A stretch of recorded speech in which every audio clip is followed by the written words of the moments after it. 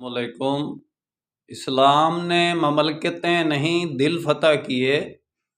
اسلام کی خلفائے راشدین کی، امام الانبیاء کی جتنی دیر امامت رہی ہے، جو بھی جتنے علاقوں پر بھی اسلام والوں نے قبضہ کیا، ان علاقوں میں اب تک کوئی ڈسپیوٹڈ نہیں ہے، اور کوئی یہ نہیں کہہ رہا کہ ہمارے اوپر مسلمین نے قبضہ کیا ہوا ہے، اور ہم حتیٰ کہ وہ آگے سے آگے وہ علاقے یعنی کہ اسلام کی دعوت میں فرقہ پرستی کے باوجود، تقسیم ہونے کے باوجود اسلام کی دعوت میں آگے بڑھ رہے ہیں، یعنی کہ اس کام کو لے کر آگے چل رہے ہیں اور اس کی تعداد میں اضافہ ہو رہا ہے۔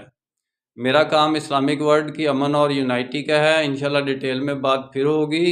اسلام دلوں کو فتح کرنے کے لیے آیا ہے۔ اسلام ایسے طریقے سے فتح کرتا ہے کہ بندہ اس کا ہی ہو کے رہ جاتا ہے، پھر اس کے بعد وہ کسی اور طرف نہیں جاتا۔